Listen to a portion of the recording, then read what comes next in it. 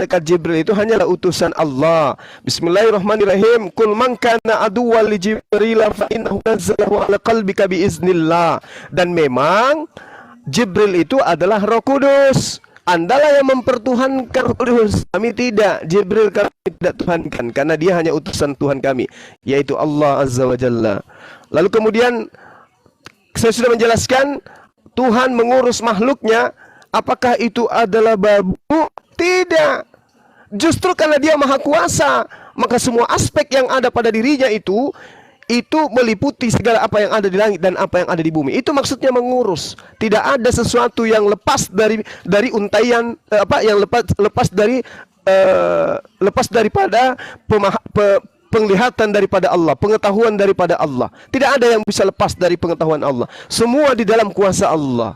Sedangkan ketika Anda berbicara tentang kuasa yang ada dalam kitab saudara, dikatakan bahwasanya pada hari ketujuh Tuhan istirahat. Hari ketujuh, satu hari bagi Tuhan, 1000 tahun bagi alam semesta. Berarti alam semesta 1000 tahun lamanya Tuhannya tertidur, Tuhannya istirahat. Kalau Tuhan kami, Allahu la ilaha illa huwal hayyul qayyum. Dia tidak pernah berhenti, dia selalu mengintai ciptaannya, mengurus ciptaannya dan semuanya. Itu bukan babu, itu karena dia maha kuasa. Kalau Allah itu istirahat, berhenti menjadi Tuhan pencipta langit dan bumi, istirahat dia, maka siapa yang kemudian menurunkan hujan? Siapa yang kemudian mengatur semua alam semesta ini? Siapa? Tidak ada yang bisa mengurus alam semesta ini, nggak ada.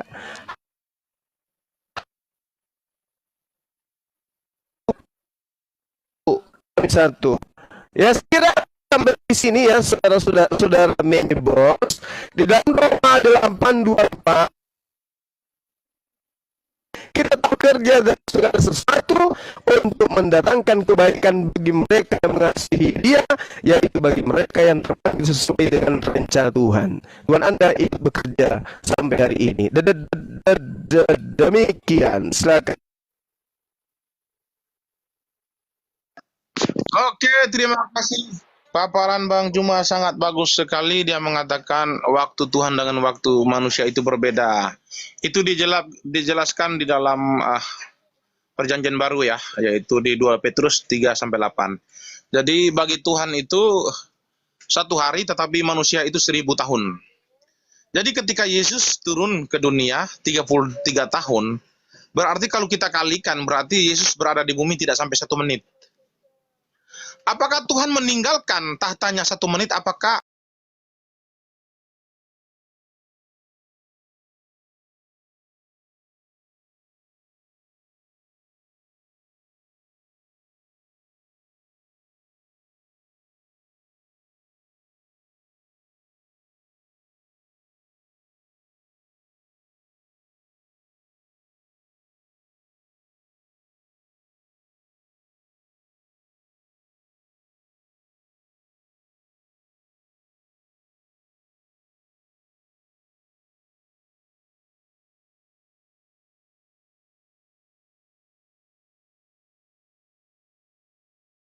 saya mengatakan begini, Tuhan, aku menghadapkan wajahku ke utara, kamu ada di sana. Aku menghadapkan wajahku ke atas, kau di atas. Aku menghadapkan wajahku ke timur, kau ada di timur.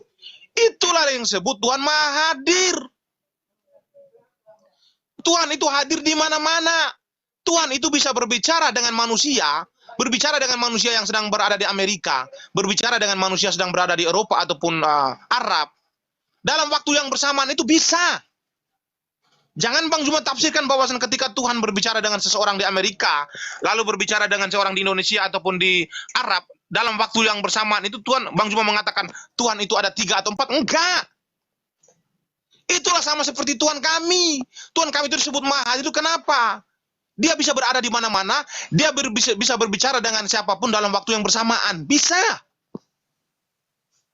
Makanya Tuhan kami disebut 3 pribadi dalam konteks kontribusi. Tuhan Anda tidak akan bisa berkontribusi karena Tuhan Anda tidak maha kuasa. Yang maha kuasa itu Jibril.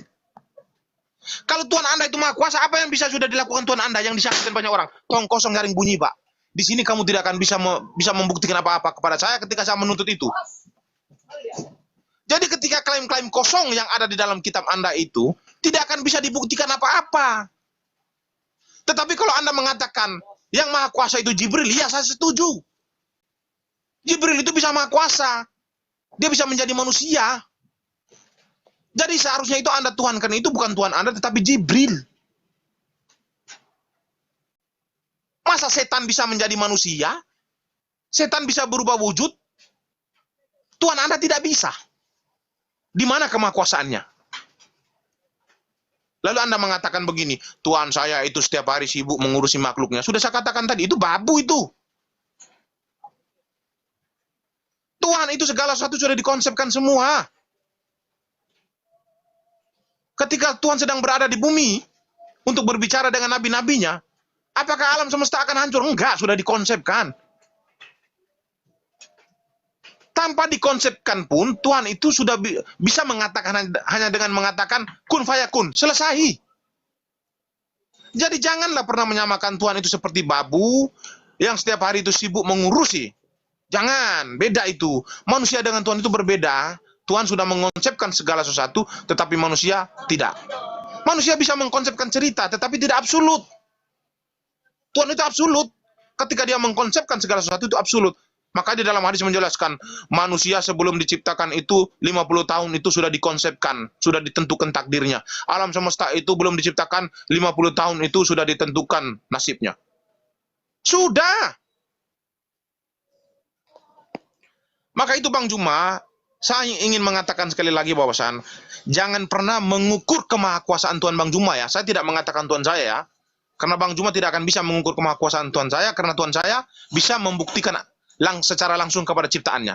Jadi Bang Juma tidak akan bisa mengukur kemahakuasaan Tuhan saya, tetapi Bang Juma jangan pernah mengukur kemahakuasaan Tuhan Bang Juma dengan mengatakan mustahil Tuhan itu akan menjadi makhluk. Ya, mustahil bagi Bang Juma tetapi tidak untuk Tuhan. Ya benar, karena Tuhan Anda bisa menjadi makhluk dalam konteks hari penghakiman. Jadi jangan mengukur Tuhan Anda. Tuhan Anda bisa menjadi makhluk kok. Di konteks hari penghakiman nanti dia bisa menjadi makhluk.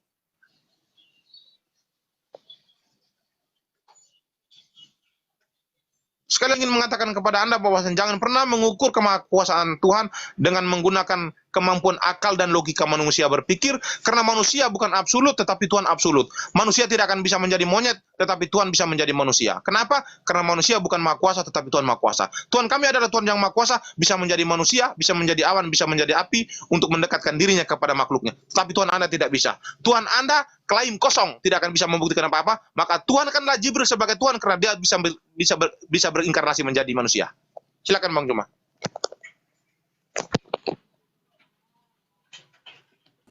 Cek, suara saya kedengaran? Cek, Bagus bang, cek, bagus, cek, bagus, cek, bagus bang, bagus bang. Kedengaran. cek. Oke, Kedengaran. oke, Kedengaran, baik. Gurunda. Jadi, oke. Oke. Jadi, saudara bos, Al-Quran mengatakan Al-Qayyum. Al-Qayyum itu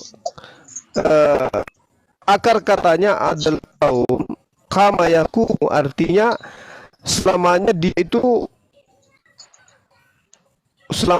dalam keadaan bangun, berdiri, bangkit, dia tidak pernah tidur, dia tidak pernah latih. Kemudian katakan bahwasanya akama yukimu, artinya Tuhan itu selamanya mendirikan kehidupan yang ada di atas alam semesta. Kawama yukawimu, meluruskan, menegakkan, membetulkan, istiqamah, menetapkan konsisten. Di Tuhan itu tidak pernah mencari mayat, Tuhan kami itu tidak pernah tertidur, tidak pernah istirahat. Tuhan kami itu terus menerus mengatur apa yang kemudian menjadi ketetapannya. Tuhan kami itu seperti itu. Jadi Tuhan kami tidak pernah berhenti menjadi Tuhan. Nah, sedangkan kitab saudara jelas sekali dikatakan, coba Anda dengarkan saya. Di dalam Roma 8:28, dan Tuhan turut bekerja. Putus-putus, Cek, Gurunda. cek suara saya kedengaran? Mohon maaf. Putus-putus, Gurunda. Mohon maaf. Iya masih putus-putus bang, masih putus-putus bang. Jaringannya merah. Oke. Cek. Oke siap, mantap. Oke. Baik. Coba Anda terangkan saya apa yang tulis dalam Rom 8 bahwa turut Masih bekerja bang, dalam masih juga bang. Sorry bang, segala masih maaf bang. Masih gitu juga Masih bang. putus, Gurunda, Masih masih putus, Bang. putus. Ya Allah ya Rabbi. Aduh. Jaringannya Allah, putus-putus merah. jaringannya. Masya Allah.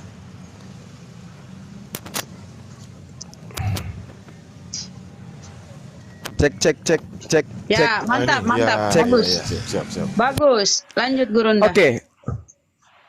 Oke, jadi saya sudah menjelaskan kepada saudara bahwa hakikat Tuhan itu yang namanya Khalik itu sudah pasti dia terjaga. Maksud daripada mengurus itu dia terjaga, dia mengetahui, dia mendengarkan, dia melihat segala aspek dari ciptaannya. Nah, saya minta Anda menjelaskan Roma 8:28. Di situ diterangkan bahwa Tuhan turut bekerja dalam segala sesuatu. Coba, kita tahu sekarang bahwa Tuhan turut bekerja dalam segala sesuatu untuk mendatangkan kebaikan bagi mereka. Bagaimana Anda menarasikan Tuhan Anda yang turut bekerja? Turut bekerja dalam segala sesuatu. Ingat, dalam segala sesuatu Tuhan Anda turut bekerja. Itu diterangkan di dalam Roma 8 nomor 28. Nah, ketika saudara mengatakan bahwasanya Anda tuhankan aja Jibril. Nah, inilah yang saya katakan Anda itu menggelikan. Jibril itu utusan Tuhan kami. Anda mengatakan klaim dan klaim. Namanya Tuhan harus begitu. Kan sudah kuterangkan sama saudara. Laisa kamislihi syai'. Tuhan itu tidak serupa. Sehingga apa yang Anda lihat itu adalah karya Tuhan. Tuhan menyatakan dirinya melalui makhluknya. Anda ketika ditanya apakah Yesus itu adalah Tuhan Anda, pada saat dia membangkitkan orang mati, ya itu adalah Tuhan. Siapa yang melihat aku? Itu siapa yang melihat aku? Dia melihat Bapa. Ketika dia menjadi mayat, apakah dia juga Bapa?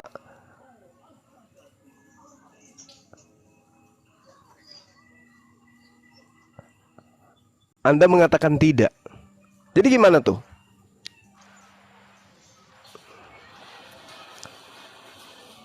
Ya. Oke, sorry. Silakan diambil dulu Dinda yang lain. Saya ada tamu ini. Bentar ya. Udah ya. Oke, cek. Diambil alih dulu sebentar. Saya ada tamu barang 10 menit. Ya. Silakan. Oke. Aku dikit ya. Ustadz Alif izin dikit. Loh, itu tadi tolong dijawab ya, Meme. Apakah ketika Yesus mati itu adalah wujud dari Bapa yang mati? Itu pertanyaan belum dijawab ya dari tadi.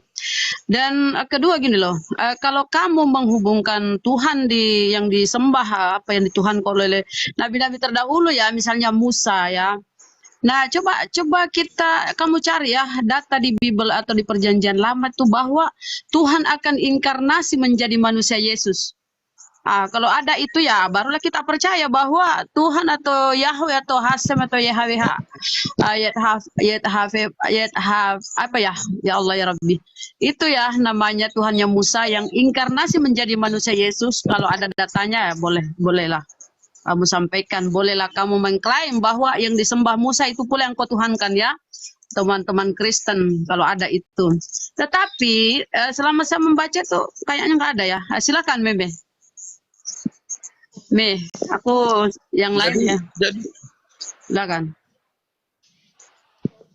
Jadi maksudmu itu setiap konsep Tuhan itu harus dinubuatkan gitu? Enggak, itu dulu tadi jawab pertanyaan Gurunda. Iya, pertanyaan kamu itu Rama, jangan kau potong dulu. Pertanyaan kamu itu kamu menuntut bahwasan setiap konsep Tuhan itu harus dinubuatkan. Itu salah besar. Tuhan mengatakan bahwasan rancanganku bukan rancanganmu. Artinya seluruh rahasia yang ada di dalam diri Tuhan itu semuanya tidak akan mungkin disampaikan. Maka Yesus menegaskan kepada murid-muridnya bahwasan masih banyak yang ingin kusampaikan kepada kamu, tetapi untuk saat ini kamu belum dapat untuk menanggungnya. Artinya seluruh rahasia Tuhan itu tidak akan mungkin disampaikan. Kan kamu mengimani. Yang kamu tuntut di sini adalah jangan potong. Okay. Kalau dialog sportif. Oke. Berarti yang kamu tuntut di sini adalah konsep Tuhan itu harus dinubuatkan. Ini konyol ini enggak? Mana mungkin konsep Tuhan itu harus dinubuatkan? Saya tanya kepada kamu, konsep perancangan alam semesta di dalam Al-Quran itu, Al-Quran kamu itu apa?